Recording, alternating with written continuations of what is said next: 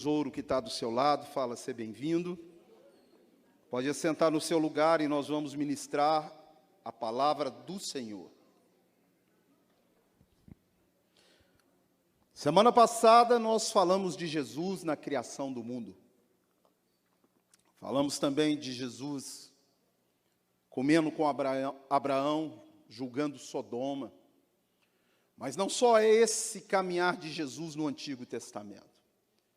Eu quero que você lembre comigo que em Gênesis capítulo 6, a Bíblia diz que Deus, o Espírito dele, não agiria para sempre dentro do homem e que os seus dias seriam 120 anos. O interessante é que ali o Espírito é retirado e só é retornado à terra em Pentecostes. Ficou esse período todo trazendo uma era no qual somente pessoas ungidas, pessoas do qual o Senhor escolhia, ele colocava o Espírito com um fim proveitoso. Hoje não. A profecia de Joel se cumpriu e está se cumprindo aqui hoje. Que Deus derramaria sobre toda a carne do seu Espírito. E hoje nós estamos na era do Espírito Santo. Quem está aqui hoje agindo nos corações, nas mentes, aquele que habita dentro de nós, está em nós e nos dá a garantia que quando Jesus voltar nós vamos subir, é o Espírito Santo. Então ali a era do Pai termina em Gênesis 6. A presença do Pai na terra fazia com que o homem vivia, mesmo em pecado, 800 anos. Se você ler o livro de Gênesis, não se comia carne, não chovia, havia um ecossistema perfeito, e mesmo com o pecado e com a manifestação dos demônios, as pessoas viviam muito tempo. Em Gênesis 6, Deus resolve dar cabo e tira o seu espírito. E ali começa uma outra era, a era do Filho. E a era do Filho, ela vai de Gênesis, depois do dilúvio, até a cruz. Na cruz, ele vai sentar à direita do Pai, e ele envia o seu Espírito. Hoje aqui nós temos a atividade do Espírito de Deus. Logicamente, você tem um intercessor, o melhor intercessor que você pode ter, está sentado agora à direita do Pai. Aliás, você tem dois intercessores. Abre comigo Romanos 8, 26. Esse é o primeiro intercessor que você tem. E nós vamos ver a caminhada de Jesus no Antigo Testamento, o seu papel, o seu propósito antes de nascer de Maria, depois que ele nasceu de Maria, e a atividade dele hoje nos céus. O que você está vendo agora é a atividade do Senhor nos céus. Romanos capítulo 8, verso 29, diz o seguinte, 26, diz o seguinte: também o Espírito, semelhantemente, nos assiste em nossa fraqueza, porque não sabemos orar como convém, mas o mesmo Espírito intercede por nós, sobremaneira, com gemidos inexprimíveis. Esse é um intercessor seu, dá glória a Deus aqui, ó. Qual é o outro intercessor que você tem? Abre aí comigo Romanos 8, você já está, né? Verso 34. Romanos 8, 34 diz o seguinte: quem os condenará? É Cristo Jesus quem morreu, ou antes, quem ressuscitou, o qual está à direita de Deus, fala para o irmão, e também intercede por você, amém? Também tem uma terceira, a Camille, aqui do culto, também intercede por você, amém? Nós estamos bem munidos, bem protegidos, glória a Deus. Nós temos intercessores, o Espírito, o Filho e os irmãos que Deus deu o dom de intercessão. Então, qual é o papel de Jesus, aonde a Bíblia diz que Jesus entra? Eu já mostrei ele na criação. Logicamente que antes de existir o planeta Terra, Jesus estava na existência, na formação do planeta. Mas logo que o planeta entra em atividade, que Deus sopra em Adão do seu Espírito, quem está agindo é o Pai. A Bíblia diz que Deus fala para Caim: por que você Se você não mudar a sua atitude, o seu sacrifício não será aceito. Deus aconselha Caim a não matar o seu irmão, a não fazer aquilo que ele ia fazer. Hoje você não vê Deus falando com o homicida para não matar pessoas. Deus hoje fala através da sua palavra, pode falar através do Filho, pode falar através do Espírito, mas 98% ele vai falar aqui, ó. Aqui. Essa é a palavra dele. Amém? Então, meu irmão, nós temos que estar conectados com essa palavra, porque ela é a palavra de Deus. Será que o apóstolo Paulo fala do ministério de Jesus antes de nascer de Maria? O apóstolo Paulo é um rabino, um grande conhecedor do Pentateuco, dos profetas. Abre comigo 1 Coríntios capítulo 10, é interessante, ele falando sobre o ministério de Jesus com o povo de Israel, o povo que ele iria nascer dele. Não quero, meus irmãos, que ignoreis. 1 Coríntios 10, 1, que nossos pais estiveram todos sobre a nuvem, e todos passaram pelo mar, tendo sido batizados na nuvem e no mar com respeito a Moisés. Continua. Todos eles comeram de um só manjar espiritual e bebiam de uma pedra espiritual que os seguia. Fala para o irmão, e a pedra era Cristo. Amém? Quem estava com eles lá? Fala, Cristo. Quem está com você agora? Fala, Cristo. Quem vai estar com você até o último dia da sua vida? Cristo. O que Cristo deu para eles? Fala, comida, roupa e segurança, até que eles entrassem na terra prometida. Jesus vai dar para você comida, fala, comida, roupa e segurança, até você entrar na Jerusalém celestial. O salmista diz, nunca vi um justo desamparado, e nem a sua descendência a mendigar o pão. A bênção é para você e para a sua família. Amém? Deus, Ele é fiel. Agora, será que essa pedra, ela é em atividade no Antigo Testamento? Porque no hebraico a palavra pedra é cabeça, é rocha, é sustentáculo. Quem sustentava aquele povo? Fala, Cristo. Quem sustenta a igreja? Fala, Cristo.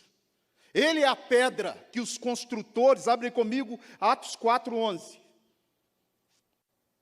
E eu vou te mostrar Cristo na pedra. Esse Jesus, fala, ele é pedra rejeitada, é o cabeça que vocês não querem. Ó, a qual se tornou, fala, a pedra. Sabe o que é a pedra angular? Se você vê um arco assim, ó, essa pedra daqui segura todo o arco. Se você tirar ela, desaba tudo. Essa é a pedra angular. Quem sustenta, quem cuida, quem morreu, deu a vida pela igreja, fala, é Cristo. Quem vai voltar para pegar a igreja, fala, é Cristo, é o cabeça. A igreja não é egocêntrica, você não é o centro da igreja. O centro da igreja é Cristo. Amém? Ele é o centro, Ele é o cabeça, Ele é digno de toda a honra, de todo louvor, de toda majestade. Porque por Ele, para Ele e dele são todas as coisas.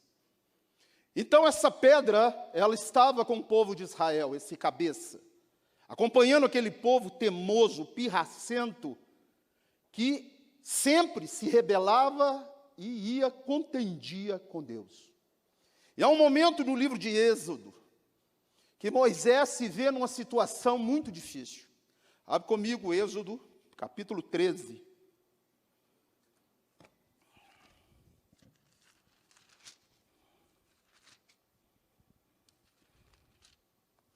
Êxodo capítulo 13.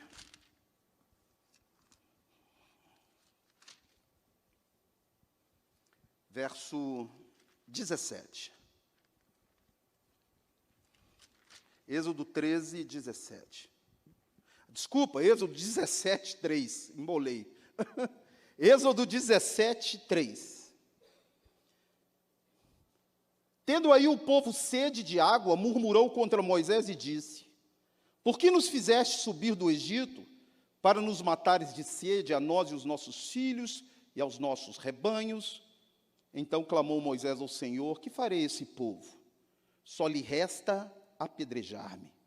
Respondeu o Senhor a Moisés: passa diante do povo e toma contigo algum dos anciãos de Israel.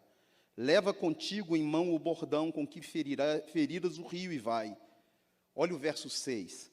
Eis que estarei ali diante de ti sobre quem? Fala, a rocha. Você sabe quem estava sobre a rocha? Se as pessoas viram e não morreram, quem era? Estarei diante de ti sobre a rocha. Agora o interessante é que Moisés deu uma lenhada na rocha e saiu o quê? Água. E o povo bebeu e matou a sua sede. E ali chamou aquele lugar de Meribá, pois ali o povo contendeu contra o Senhor. Interessante que isso era na ida. E quando eles foram entrar na terra prometida, duvidaram, voltaram para trás, e a cena se repete. O povo vai querer de novo água. No mesmo lugar, na mesma pedra, eu quero o quê? Água. Aquela pedra que já estava ferida. Deus diz para Moisés: fala a rocha e ela dará a sua água. E Moisés foi, bateu 2 vezes na rocha. A rocha saiu água e Deus falou para ele: porque você não me engrandeceu diante do povo de Israel, você não entra na terra prometida. Nossa! Só porque ele feriu uma rocha 2 vezes. Porque aquela rocha não é qualquer rocha. Aquela rocha é Cristo. Você sabe o que é ferir ele 2 vezes? Quando eu pratico o pecado, é como eu estivesse ferindo a rocha 2 vezes. Quando eu ando na prática do pecado, hoje eu não preciso ferir mais a rocha. Basta eu confessar, falar a rocha, e ela vai me dar da sua água. Quando a gente vê o Evangelho de João e não entende muito das coisas do Evangelho, quando aquele soldado enfia a lança em Jesus, fala, sai água, e sai o quê? Sangue. A rocha foi ferida. Fala para o irmão, já foi ferida. Agora basta você falar. Todo crente que vive na prática do pecado é como se estivesse batendo sempre na rocha.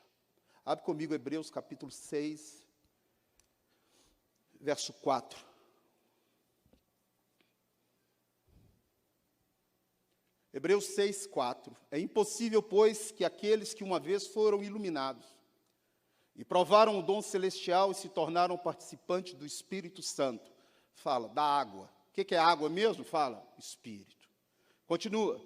E provaram a boa palavra de Deus e os poderes do mundo vindouro e caíram. Sim, é impossível outra vez renová-los para arrependimento, visto que estão fazendo o quê? Fala, ferindo a rocha quantas vezes? Estão ferindo a rocha. Meu irmão, o problema do crente não é o pecado, é a prática do pecado. O problema do crente é a hipocrisia, é não falar para Deus, Deus, eu tenho pecado e eu quero abandonar ele. Aquele que perdoa pecado está aqui nessa noite. A água que sai daquela rocha jorra aqui nesse lugar. A água, e não somente a água e o sangue. A água é o Espírito que te convence nessa noite, que te mostra aquilo que você tem que mudar. Você quer entrar na terra prometida? Fala para o irmão, não fere a rocha 2 vezes. Fala para ele, não fere. Fala para ela, fala. Jesus me perdoa, caiu, levanta. Saiu do caminho estreito, volta. Clama a Ele, Deus. Eu não quero ser eu quem viva, mas o Senhor vivendo em mim. Aprende isso. Hoje os crentes querem viver na prática do pecado, quer ir para o céu na prática do pecado, quer viver ferindo Jesus, caçoando de Jesus, porque quando eu ando na prática do pecado é como se eu estivesse caçoando do sacrifício dele. Rindo, menosprezando o maior presente que Deus deu para a humanidade, que não custou R$1 para ninguém aqui, mas custou um preço altíssimo para o Filho dele. Então, nessa noite, é noite de você falar para a rocha. e ela vai dar para você água e sangue. Amém? Você sai daqui carregando pecado, se quiser. Você sai daqui com acusação, se quiser. Porque o seu Redentor, a rocha, vive. Fala, ela vive. É uma pedra viva. Amém? Quando a gente vê Jesus em atividade com o povo de Israel, eu poderia falar tanto, mas eu quero falar de uma passagem muito interessante. Abre comigo o Êxodo 31, 18. Quando a gente pensa nos 10 mandamentos, a Bíblia diz que Deus colocou os seus pés no Monte Sinai, falou com Moisés no Monte Sinai, o monte fumegava. Você sabe quem é que falou com Moisés no Monte Sinai? Que ele viu? Fala, Jesus. Amém? O ministério de Jesus não se limitou simplesmente em caminhar com o povo de Israel, mas ele deu a constituição da humanidade. Ele deu os mandamentos de Deus. A única parte da Bíblia escrita pelo dedo de Deus é essa. Essa. Deu a Moisés as tábuas do testemunho, as tábuas de pedra. Fala, escrita pelo dedo de quem? Eu te pergunto, um espírito tem dedo? Jesus falou que Deus é espírito. Quem é o dedo que escreveu? Fala, Jesus escreveu. Amém?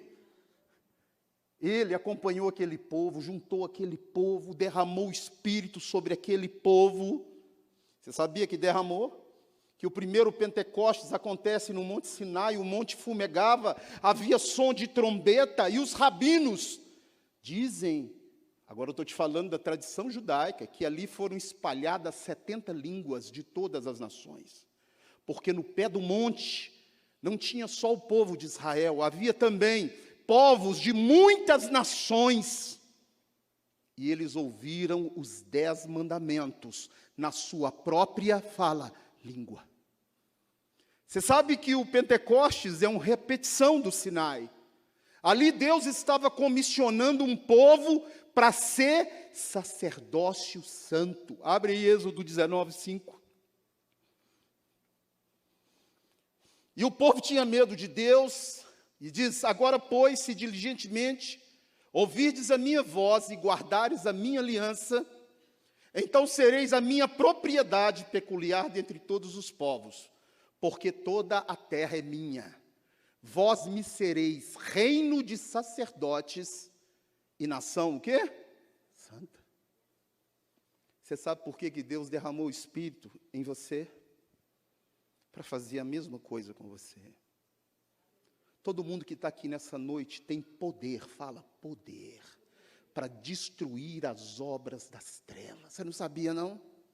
Que você é sacerdócio real, que você é nação santa, que quando o Espírito desceu, entrou em você, quando você falou, ó, eu entrego a minha vida para Jesus, o Espírito vem habitar em você. A partir daquele momento, você não é seu mais. Você acabou de ser comprado. Dá glória a Deus. Foi o quê? Comprado. Para quê, pastor? Ah, eu fui comprado para arrepiar a nuca. Ah, minha nuca está arrepiando, é o Espírito. Não.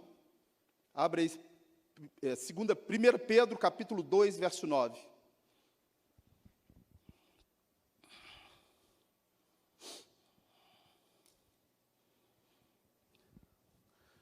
Olha lá, ó. Você é raça eleita. Fala para o irmão, você é raça eleita. Lá. Sacerdócio o quê? Nação santa. Povo exclusivo de quem? De Deus. Para quem? Para proclamardes as virtudes daquele que vos chamou das trevas para a maravilhosa luz do Filho do seu amor. Vós que antes não erais povo, agora sois povo de quem? Dá glória a Deus aí, olha lá, ó. Maravilha, né? Louvado seja o Senhor. Mas o que o dedo? E Jesus pegou aquelas tábuas, você sabe por que foi escrito em pedra? Para ninguém apagar, sabia? Os 10 mandamentos deles saem 613. Um rabino teve o trabalho de contar, são 613 mandamentos que vêm dos 10. E Jesus, quando eles perguntaram o que eles tinham que fazer, Jesus falou: você tem que amar Deus acima de todas as coisas. E o outro, semelhante, fala para o irmão, semelhante, é amar esse que está do seu lado como a ti mesmo. Dá glória a Deus que esse é o semelhante. E por que é semelhante, hein? Será que é semelhante eu amar meu irmão como amar a Deus? Como que você pode amar Deus a quem você não vê, se você não consegue amar o ser humano a quem você vê? Desses 2 mandamentos, são 613 que saem, tá? Não é só um resumo de 10, não, é resumo de 613. E Jesus ainda deu uma forcinha. Falou, vou dar uma apertadinha nesses mandamentos, que está muito light. Sabe por que eu vou dar uma apertada?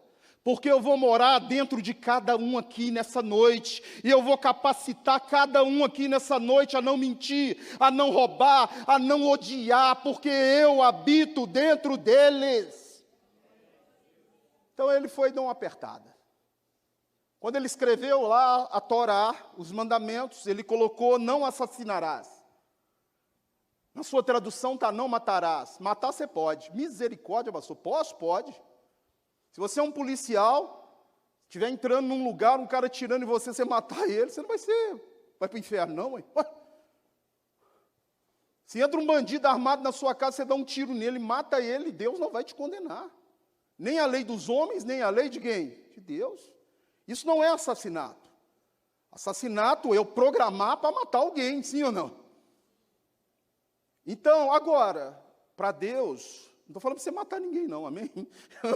Pastor, agora eu virei a coisa, vou sair uma misericórdia. Ó. Isso é caso extremo pela sua vida, amém? Ou pela vida de outro ser humano, você pode matar.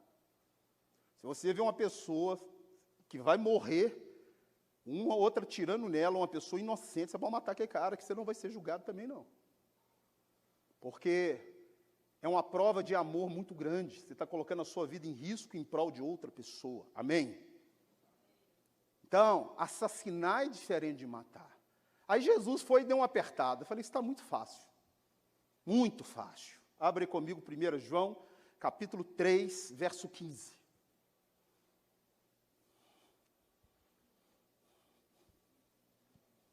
Ele escreveu primeiro a lei nas tábuas de pedra.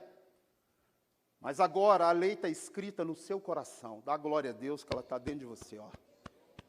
Olha lá, ó. Todo aquele que odeia, ele é o quê? Assassino. Quando uma pessoa odeia outra, ela está presa naquela outra, está alimentando demônios, sabia? Demônio come pó. Sabe, você descobri que capeta come. Falei, misericórdia, os anjos de Deus comeram lá com Abraão, coalhada, né? Mas capeta come é pó. Jesus falou, rastejará no teu ventre, Deus falou, e comerás o quê? Sabe o que é pó? A sua carnalidade. Capeta come ódio, raiz de amargura, mentira, promiscuidade. Isso só engorda capeta. E o que mais engorda é ódio e raiz de amargura. Então, meu irmão, você tem essa dificuldade, você tem que falar com Deus. Deus, eu não dou conta, mas eu quero. Você já viu isso, não? Me ajuda. Eu quero mudar hoje, eu não quero ter isso no meu coração mais. Porque se você morrer nessa situação, você está complicado. Então o Espírito de Deus te mora dentro de você e te capacita a amar quem te odeia. Sabia disso ou não? É interessante quando você vê Filipe sendo apedrejado. Ele não fala, Deus julga essas pessoas, mata essas pessoas. Ele fala, perdoa essas pessoas, porque eles não sabem o que fazem. Só o Espírito Santo para capacitar. E ele está aqui nessa noite, a água está jorrando aqui nessa noite. E não é só água. Fala para o irmão, é água e sangue. Amém? O sangue cobre multidão de pecados. E a água te capacita para toda boa obra. Abre aí Atos 1:8. Para que você recebeu o Espírito?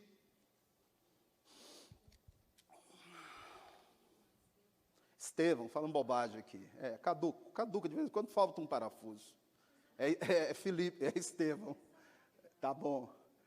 Mas recebereis o quê? Poder para quem? Para matar você, sabia? O maior poder que você tem que ter nessa noite é falar não para o seu eu. E esse poder está dentro de você, é o Espírito. Amém?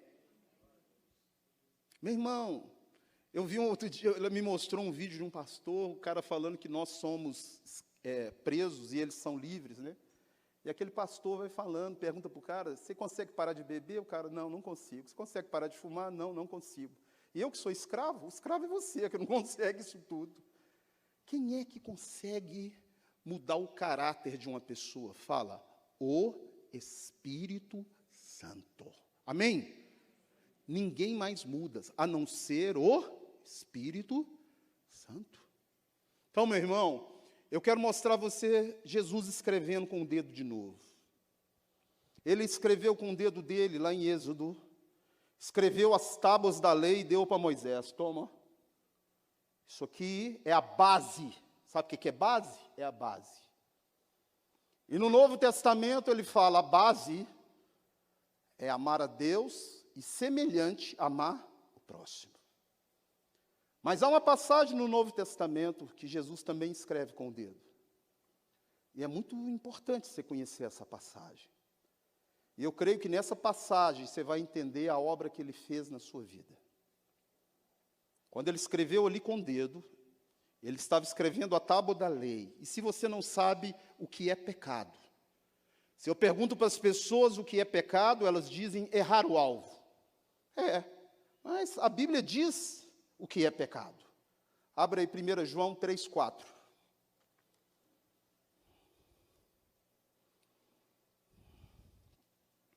Qual é a melhor definição de pecado? Vamos ver.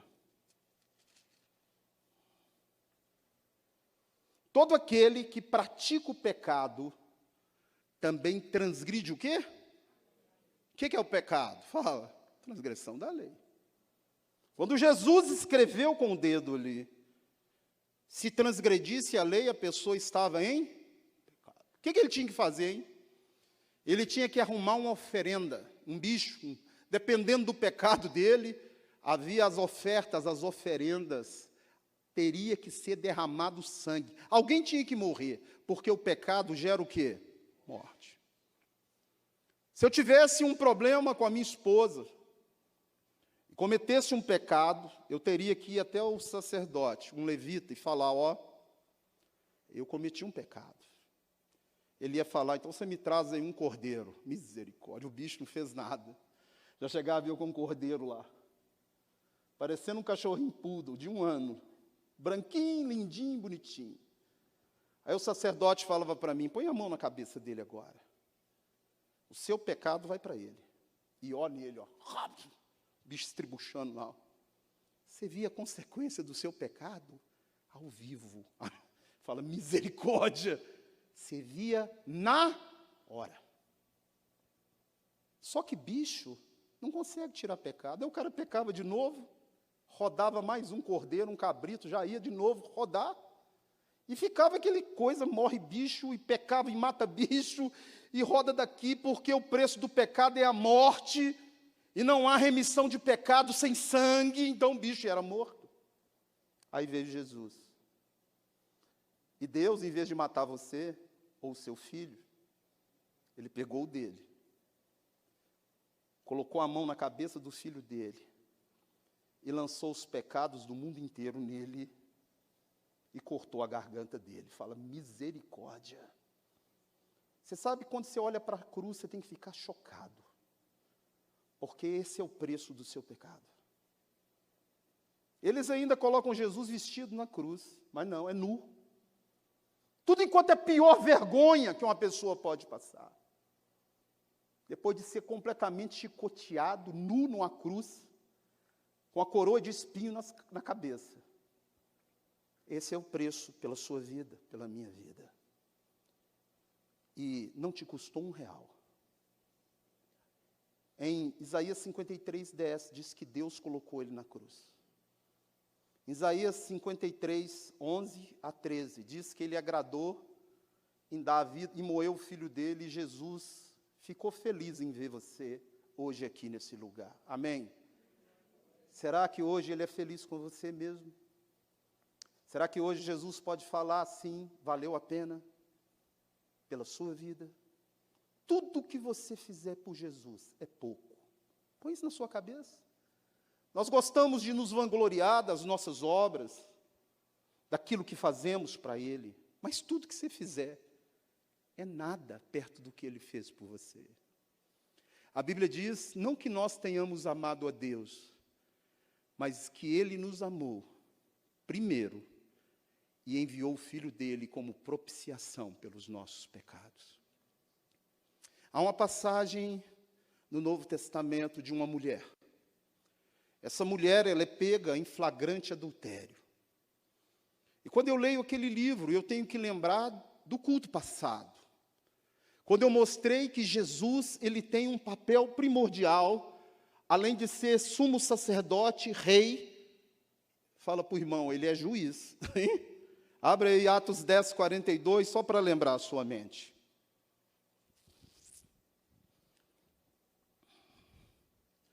E nos mandou pregar ao povo e testificar que ele foi constituído por Deus, fala, juiz. Aí eu fico pensando, Jesus, andando aqui nessa terra, lembrando que lá atrás ele escreveu a tábua da lei, deu para o povo de Israel, a constituição do povo de Israel, e agora, 2000 anos atrás, esse Jesus andava aqui na terra, o nosso Jesus, e ele vê uma cena única, uma cena de um julgamento no meio da praça, sem as devidas ordens legais de acordo com a Torá ou com a lei. Abre comigo João capítulo 8. Ele vê uma mulher numa situação muito difícil. Abre comigo João capítulo 8.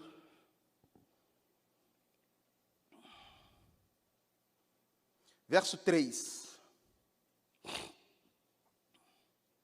Os fariseus, os escribas, sabiam que o Messias seria também, fala, sacerdote, rei e juiz. Sabia. Então, se ele chamava para si, eu sou o Messias, ele tem que ser três coisas. Fala, rei, sumo sacerdote e juiz. Olha aqui, ó.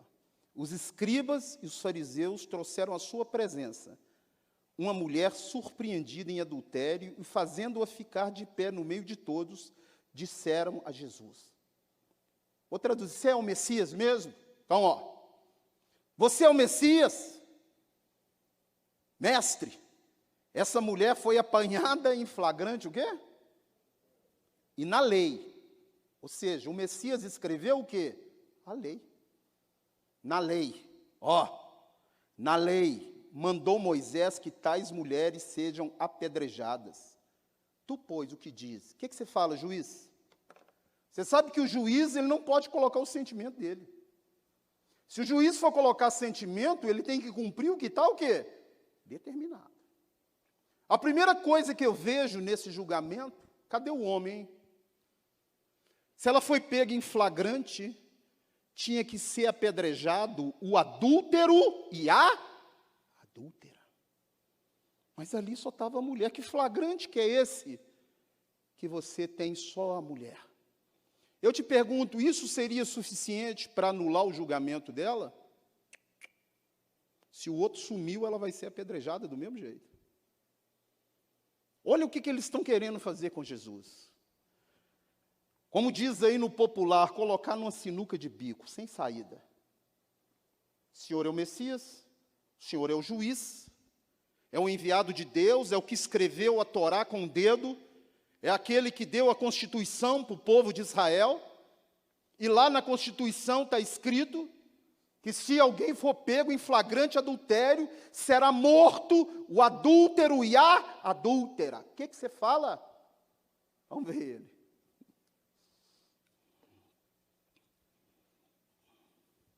Abre comigo, vamos ver onde está escrito isso, que é interessante. Abre comigo Levítico capítulo 20, verso 10.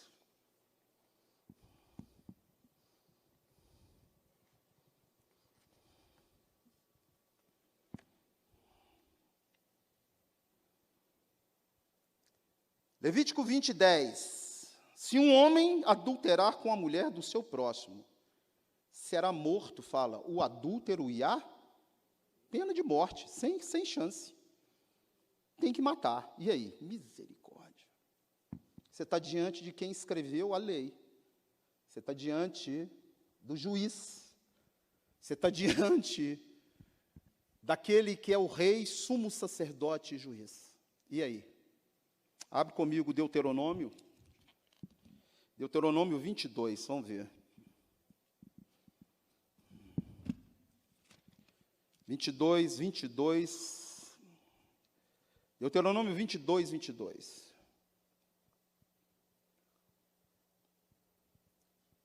Se um homem for achado deitado com uma mulher que tem marido, então ambos morrerão. O homem que se deitou com a mulher e a mulher, assim eliminarás o mal de Israel. De novo, fala em Levítico e repete em Deuteronômio. Vamos lá ver o que Jesus vai fazer, porque ele vai fazer alguma coisa. Ele é o juiz. Abre lá. João capítulo 8, diz o seguinte, verso 6. Isso diziam eles, tentando-o para terem do que o acusar. Mas Jesus, inclinando, o que ele fazia? O que ele estava fazendo? Você lembra do que ele fez lá em Êxodo? Pegou o dedo dele e escreveu a lei? Agora ele escrevia no chão alguma coisa. O que ele escrevia no chão? Porque ele inclinou e começou a escrever no chão. Que coisa, mas... Vamos ver aqui, ó, diz assim... Inclinando-se, escrevia na terra com o dedo. Como insistiram na pergunta, Jesus se levantou e disse, aquele que dentre vós estiver sem pecado, seja o primeiro que atire a pedra. Eu tenho uma suposição do que ele escreveu ali. Fala, a lei. Porque o pecado é a transgressão do quê? Lê aí, ó. Você já mentiu? Então você vai ser apedrejado também. Você já desejou uma mulher? Vai ser apedrejado. Quero saber quem aqui nunca transgrediu a lei. Então joga a pedra nela. Está vendo? Olha como é que um rabino faz. Ele não podia escrever outra coisa. Porque a Bíblia diz que eles foram acusados pela sua consciência. E você só é acusado quando você tem noção do erro que você cometeu. Se o pecado é a transgressão da lei, e eles foram acusados, o que ele escrevia era o quê? A lei. Mas e aí? Vamos continuar lendo o texto. Verso 8. E tornando a inclinar-se, continuou a escrever no chão. Mas, ouvindo eles esta resposta, e acusados pela própria, o quê? Consciência, foram se retirando um por um, a começar pelos mais velhos até os últimos, ficando só Jesus e a mulher no meio onde estava. E aí agora? Agora tem um juiz e tem uma mulher. Eu falei que o juiz tem que aplicar o quê? Então vamos ver aqui o que ele vai fazer. Erguendo-se Jesus, e não vendo mais ninguém, perguntou à mulher. Perguntou à mulher, onde estão aqueles teus acusadores? Ela fala, ninguém te condenou. Ninguém te condenou? Respondeu ela, ninguém. Então ele lhe disse, Jesus, nem eu tampouco te condeno. Vá e não peques mais. Por que ele falou isso, hein? Você sabe que era obrigatório ter 2 ou 3? Para executar uma pena de morte, eu tinha que ter 2 ou 3 testemunhas. E se as testemunhas mentissem, elas tomavam o lugar de quem estava acusando, sabia? Morria no lugar. Então, uma acusação falsa era um risco muito grande. É interessante que no julgamento de Jesus arrumaram 2 testemunhas falsas. e o acusaram que ele falou que não era lícito pagar tributo a César. Mentira. Ele falou, dai a César o que é de, e a Deus o que é de Deus. Porque se não tivesse as duas testemunhas, eles não poderiam matar ele. Mas aqui você fala, então acabou a história. Acabou não. Sabe quantas testemunhas viram essa mulher adulterando? 2. Você fala, pastor, minha Bíblia deve estar faltando página. Você já leu que tem 2 testemunhas aqui? Nunca leu, né? Eu vou te falar que tinha 2 testemunhas. Vamos ver quem é as testemunhas.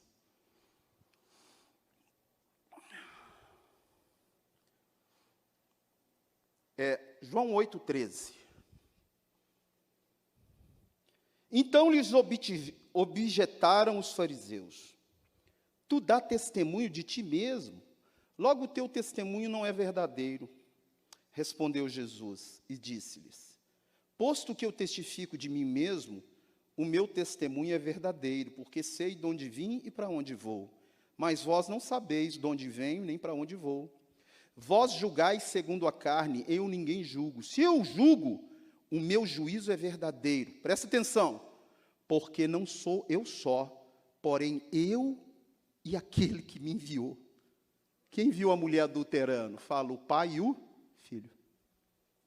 Tinha testemunha? Tinha. E agora?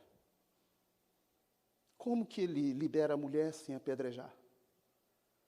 Ele, como juiz, não poderia falar para aquela mulher, vai embora, a não ser que pagasse a dívida dela. Resumindo, quando ele falou para aquela mulher, vá, sabe o que ele falou? Eu vou ser apedrejado no seu lugar. A dívida vai ser paga. A dívida foi paga. Pode ir. O juiz assumiu a responsabilidade da pena nele. Vá e não peques mais. Eu vou pagar a sua dívida. A pena foi aplicada, não na mulher, mas naquele que assumiu o lugar. Fala, Cristo pagou. Você sabia que nessa noite Ele te vê da mesma forma? Não interessa o que você tenha feito, que lei que você tenha transgredido, Ele pagou a sua dívida naquela cruz. O mesmo que escreveu em tábuas de pedra, não trabalha mais com tábuas de pedra. Hoje Ele trabalha com tábuas de carne. Abre comigo Jeremias capítulo 31, verso 31.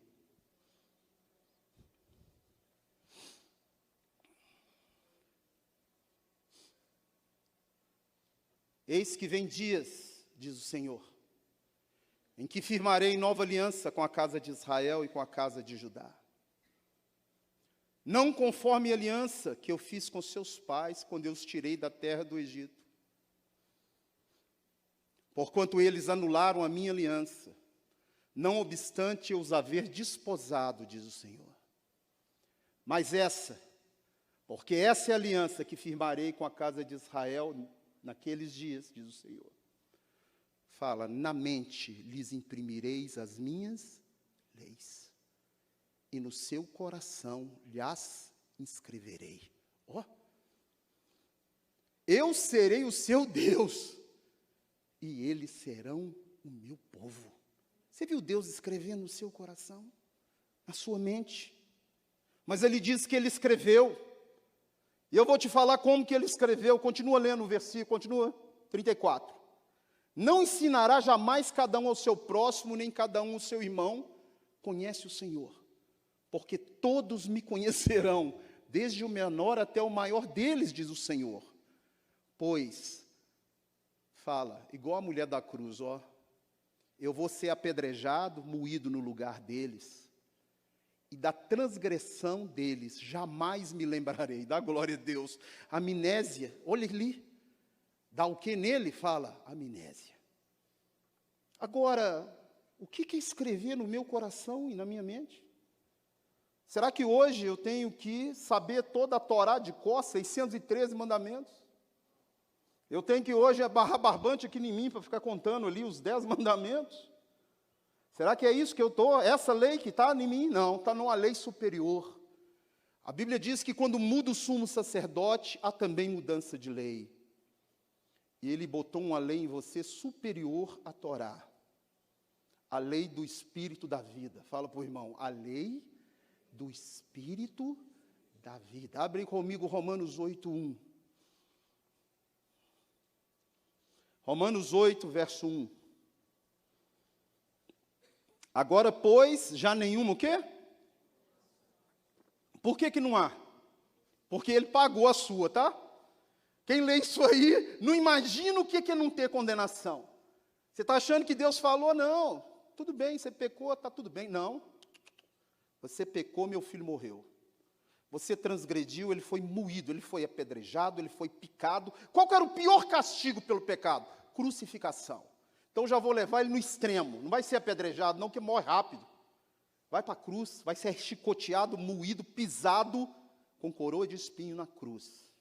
Porque aí não tem ninguém para falar assim, minha conta não foi paga. Pode falar para o irmão, sua conta foi paga, tá? E muito bem paga. Você não deve R$1 para o capeta nessa noite, a não ser que você queira. Ali, ó. Nenhuma condenação há para os que estão em Cristo. Por quê? Por quê? Continua. Vamos ler. A lei do quê? Te livrou da lei do pecado e da morte. Você sabe o que é a lei do Espírito da vida? Abre aí Romanos 8,14. Ninguém hoje precisa escrever para mim no chão, para falar, ó. Não. Ninguém hoje precisa mandar eu mudar o canal de televisão. Ninguém hoje precisa falar, põe freio na sua boca. Porque a lei do Espírito da vida já fala para mim. Olha lá, ó. Eu sou guiado por essa lei. Amém? E quem não é guiado por essa lei, não está salvo. Você tem que analisar nessa noite a você mesmo. Porque se você consegue viver na prática do pecado, o Espírito de Deus não habita em você. Quem tem o Espírito de Deus não consegue viver na prática do pecado. Ali é um prumo. Eu estou indo para esse lado, de repente, a lei do Espírito da vida fala comigo, volta, você está indo para um caminho de morte. Hein? Ninguém vai mudar o canal de televisão para mim, sou eu que tenho que mudar. Ninguém vai desligar o celular para mim, sou eu que tenho que desligar. Ninguém vai falar, não veja isso na internet.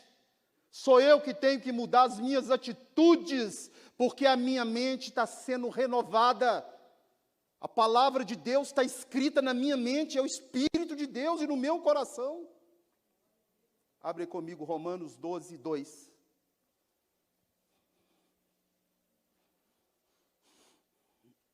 Não, quem tem a mente de Cristo, a lei do Espírito da vida, não se conforma com esse século. Mas a mente dele fala, é renovado dia após dia. Dia após dia. Essa palavra que você está ouvindo, ela é espírito e é vida. E a sua mente vai sendo renovada dia após dia. O papel de Jesus no Antigo Testamento foi deixar um exemplo para nós de coisas que não devemos cometer e de coisas que devemos fazer através do povo de Israel. Sabia que ele usou um povo de cobaia para você? Nós temos o privilégio de ter exemplo para não seguir. Você já pensou nisso ou não? De coisas para não fazer, porque ele pegou um povo e falou, esse aqui é o meu povo, eu vou deixar eles transgredir, vou corrigir eles, para que lá na igreja Getsemane, lá em 2023, o povo aprenda com eles a não fazer a coisa errada. Abre aí 1 Coríntios capítulo 10, verso 10. Pode voltar para o 7. 7 primeiro. Não vos façais, pois, idólatras, como algum deles. Está falando do povo lá no deserto. Ó. Porquanto está escrito, o povo assentou-se para comer e beber e levantou-se para divertir. Continua. E não pratiquemos imoralidade, como algum deles o fizeram, e caíram num só dia 23.000. Continua. Não ponhamos o Senhor à prova, como algum deles já fizeram e pereceram pelas mordeduras das serpentes. Continua. Nem murmureis, como algum deles murmuraram e foram destruídos pelo exterminador. Continua. Estas coisas, presta atenção, lhes sobrevieram, como o que? Fala, exemplo. Exemplo para quem? Para nós. Ó, e foram escritas para advertência nossa.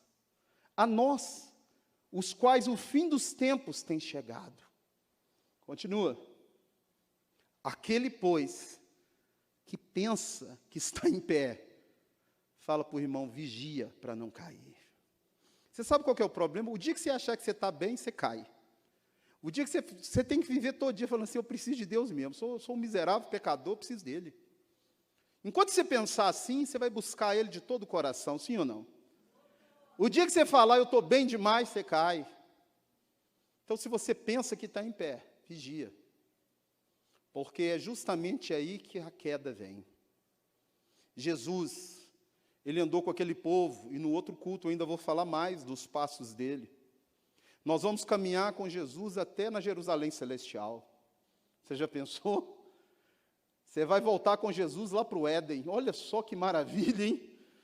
Por enquanto nós estamos aqui nessa linha do tempo. Mas eu creio que brevemente Ele vai nos tirar daqui. Amém? E você vai conhecê-lo como verdadeiramente Ele é. Não simplesmente de uma leitura. Não simplesmente de sentir a presença dEle. Mas você vai poder tocar nele e ver Ele. Já pensou nisso? Adorar o Senhor dos Senhores. Então, meu irmão, não vale a pena negociar a sua fé. Põe isso na sua cabeça.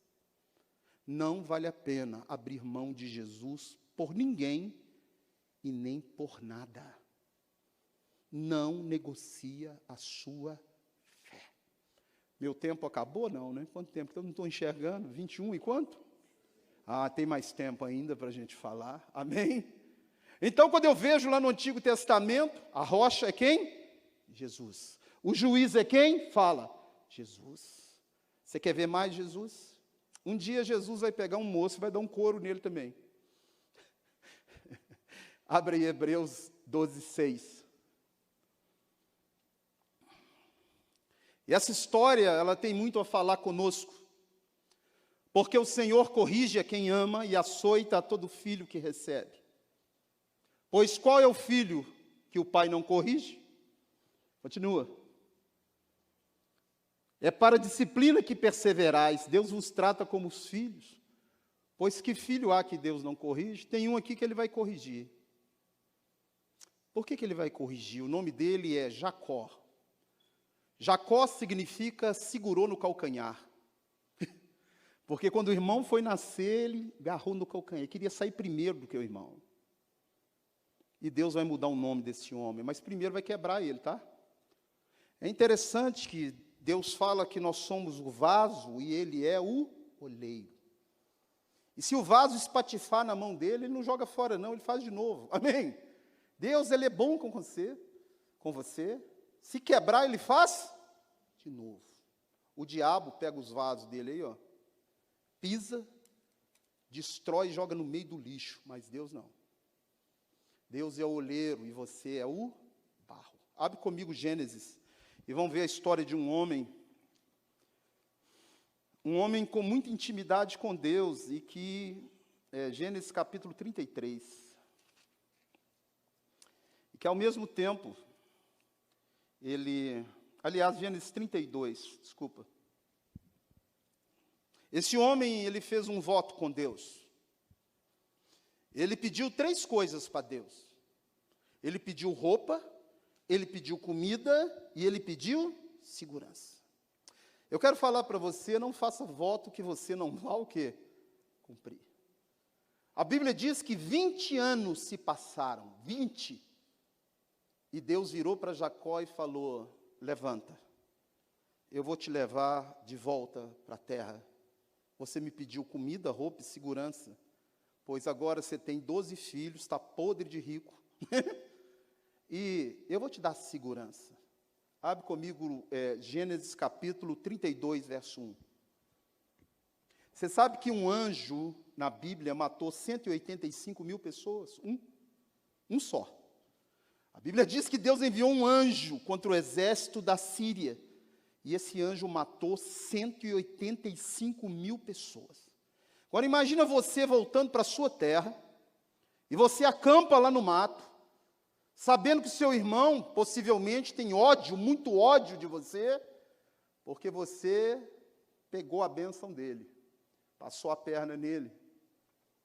E Deus abre os seus olhos e mostra isso para você. O que ele viu? E os anjos de Deus, o quê? Continua. E os anjos, quando os viu, disse: esse é o acampamento de Deus, e chamou aquele lugar de Manaim. Eu fico pensando, era para esse homem ter medo de alguma coisa? Fala para mim. Você acha que justifica algum medo aí? Ele pediu a Deus comida, roupa e segurança. Deus manda um exército de anjo. Falou: Jacó, abre os olhos aí, dá uma olhadinha ao redor. E aquele homem ainda está com medo. Aquele homem passa a noite acordado, preocupado. Aquele homem pula de um lado para o outro, pensando como é que ele vai escapulir do irmão dele. É um Jacó mesmo, não é? Para não falar outro nome. Eu quero dizer que nós somos igual ele, tá? Você está rindo aí, mas nós somos a mesma coisa. Quantas noites você passou sem dormir já, preocupado com algo que não aconteceu? Fala para mim, pensa aí, ó. Faltou confiança em Deus, né? Hein? Nossa, noite não vou... Depois pergunta a minha mulher, eu durmo e ronco muito ainda, porque, para não falar, não está dormindo, não, está dormindo mesmo. Ele está dormindo mesmo. Sabe por quê, meu irmão? O dia de amanhã, o seu dia, está na mão de Deus. Amém? Confia nele. Entrega seu caminho ao Senhor, confia nele, e o mais ele vai fazer. Esse homem, Deus apareceu para ele, não foi uma vez não, foi mais de uma, falou com ele. E ele agora estava com medo do irmão e pensou na cabeça: eu tenho que dar um jeito nessa situação. Em vez dele aquietar o coração, confiar em Deus, ele agitou. Hoje o que mais mata nesse mundo chama ansiedade. As pessoas são ansiosas pelo futuro. Esquece o futuro, seu futuro está na mão de Deus. Você está fazendo projeto para daqui a 10 anos? Glória a Deus. Se Deus quiser, Ele vai fazer. Se não, não vai. E aquele homem pulou de um lado para o outro e queria dar o jeito dele. E aí Deus falou: vou dar um jeito nele. Esse cara está demais, não está? Falo com ele, converso com ele, mando um acampamento de anjo para ele. E ele ainda está pensando o que da vida?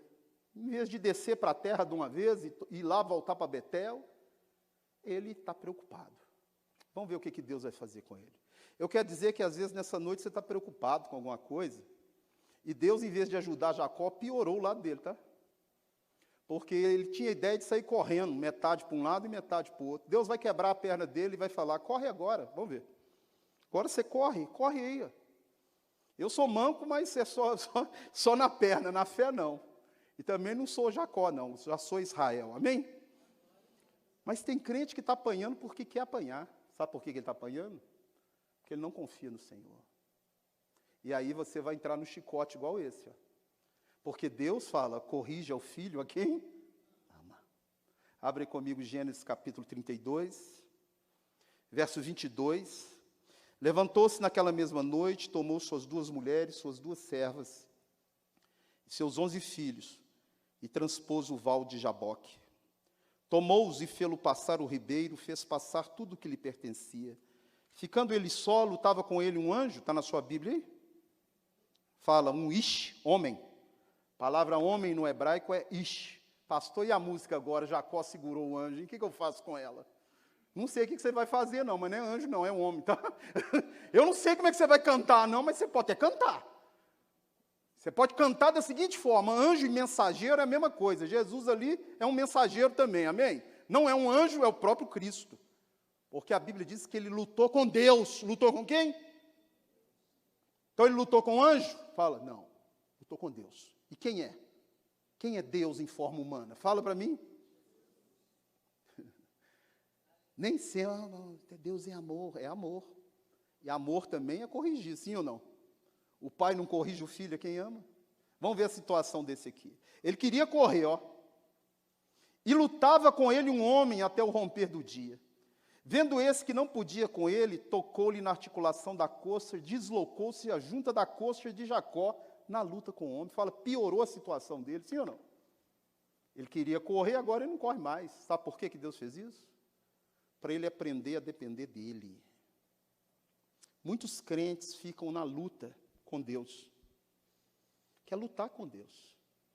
Em vez de aprender a depender de quem? Dele. Cuidado para não quebrar sua perna. Que a minha ele quebrou literalmente mesmo. Eu cismei de mudar uma época aí, eu falei, agora chega, eu vou ficar numa igreja pequena, vou ensinar na escola bíblica. Pergunta se eu consultei ele. Ele foi e quebrou minha perna, igual Jacó. Deu uma escorregada, saiu minha tíbia pelo joelho. E aí eu lembrei disso, de Jacó. Falei, eu estava querendo dar uma de Jacó, dancei, tá vendo? Você só vai quando eu quiser que você vai. Ué. E dentro daquela ambulância, sendo levado para o hospital, preguei para a enfermeira, e ela testemunha, ela estava lá. Quando eu desci no hospital, ela estava aceitando Jesus comigo, com a perna quebrada, fratura exposta. Porque tudo coopera para o bem daqueles que amam a Deus. Me custou 2 cirurgias, e a minha desobediência, entre aspas, de não querer ouvir ele, mas fazer o que eu queria, literalmente ele quebrou minha perna. Não sei, a sua não vai, que às vezes não vai quebrar, em nome de Jesus. Mas tem muito crente hoje pagando um alto preço com a ansiedade, com a insatisfação, querendo ter aquilo, o mundo dá, mas não querendo as coisas que Deus pode te dar. Buscando coisas materiais, enquanto Deus tem um manjar, você está comendo migalha da mesa. Porque Deus quer salvar tu e a tua casa, isso que Ele quer. Isso é o manjar. O resto é migalha, comer migalha. Então, hoje a migalha é oferecida, mas o que Deus tem para te oferecer nessa noite é um banquete. Amém? Jacó falou, lutou com Deus e prevaleceu. Você acha que alguém prevalece na luta com Deus? Você sabe o que é lutar com Deus e prevalecer? É quando a sua carne, você prega ela na cruz, prevaleceu. Amém? Porque a pior luta aqui nessa noite é de você com você mesmo. É o Jacó com ele mesmo. E a Bíblia diz que Deus falou, ó, agora você não vai chamar mais aquele que segura o calcanhar. Não. Você agora vai chamar Israel. Na sua tradução, umas dizem príncipe de Deus, outros dizem aquele que luta com Deus, mas no hebraico é aquele que governa com Deus. Olha só. Você era um cara trapaceiro, enganador, segurou no calcanhar, você era esse homem preocupado. Agora, eu estou te chamando para governar comigo. Você sabe qual que é o seu chamado? Fala para o irmão Israel. O seu chamado é governar com ele. O seu chamado é ser embaixador de Cristo. Você sabe o que é um embaixador? Lá em Portugal, o embaixador do presidente brasileiro representa o presidente brasileiro. O embaixador de Cristo na terra representa o próprio Cristo. Vamos nos colocar de pé, vamos. Eu podia ficar 30 cultos, 50, mostrando Jesus só no Antigo Testamento. Ou só na criação do mundo. Jesus é a palavra, é a Bíblia inteira, é Jesus. Não tem jeito de separar Jesus da Bíblia, do Antigo, do Novo, do pós, do antes, do depois. Porque Ele é antes de todas as coisas. Nele, tudo subsiste. Você hoje só é vivo, vivo que eu falo espiritualmente, porque Ele, Jesus, te ligou no Pai. Ele é o caminho, Ele é o único que tem poder para te dar vida nessa noite. Que vida, pastor? Deixa eu te falar, uma pessoa que igual Jacó aqui não tem vida não, tem? Preocupada a vida inteira, na agonia a vida inteira. E se eu falasse, se você recebesse um recado, igual o profeta Isaías falou para Ezequias, virou para ele e falou assim, arruma sua mala, que amanhã você vai morrer. E se fosse você? Pastor, misericórdia, eu tinha que fazer um monte de coisa. Então, se eu fosse você, fazia hoje, tá? Não estou falando que você vai morrer amanhã, não, mas pode. Eu posso, você pode ou não? Você tem que estar com as suas malas prontas 24 horas por dia. O que é mala pronta, hein, pastor? Primeira mala pronta é falar, Jesus entra na minha vida. Romanos 10, 9. Se com a tua boca confessares a Jesus e em teu coração creres que Deus o ressuscitou dos mortos, você está salvo. Se você morrer aqui agora, você vai para o céu. Puf, pô, acabou. Confessou, creu, está salvo. Mas se eu já fiz isso, pastor, o que é mala pronta? Você sabe o que é mala pronta? É não viver na prática do pecado. Eu sei que eu tenho pecado e você também, eu não vivo na prática. E se você hoje está, basta você confessar que Ele vai te perdoar, amém? Sua mala fica pronta hoje. Nossa, quero arrumar minhas malas hoje. Fala, Jesus entra na minha vida. Quero arrumar minhas malas agora. Senhor, eu quero retornar para o teu caminho. Eu já estou no caminho, quero arrumar minha mala. Abandona a prática do pecado e confessa a Ele como Senhor. Pede água e pede sangue, e Ele vai te dar, amém? Tem alguém aqui nessa noite, que entrou por aquela porta, que veio aqui nesse culto, que ainda não entregou a vida para Jesus? Eu vou te falar, viu? Tem que ter muita coragem para recusar um presente desse de graça, né? Tudo aí no mundo este cobra. Cobra, você nasceu, cobra. Morreu, vai pagar. Para viver também você paga. Mas para ser salvo, é igual aquela mulher, ele pagou. Tem alguém aqui nessa noite que precisa que Jesus pague a dívida dele? Dívida de pecado. Se tem, eu quero orar por você. Ele paga com prazer. Sabe o que é com prazer? Pastor, minha dívida é grande demais. Eu achava que a minha era impossível. Eu vi os crentes, corria de medo de crente, falava, misericórdia, eles vão falar que eu vou para o inferno e eu vou mesmo, então eu vou sair fora. Quero nem ouvir isso. Porque eu achava que a minha dívida era muito grande, que era impossível ele pagar a minha dívida. A Bíblia diz que Jesus Cristo perdoa todo e qualquer pecado. Se tem alguém aqui nessa noite que precisa ter a dívida paga, eu quero orar por você, dá um sinal com a sua mão. Fala, pastor, eu quero oração.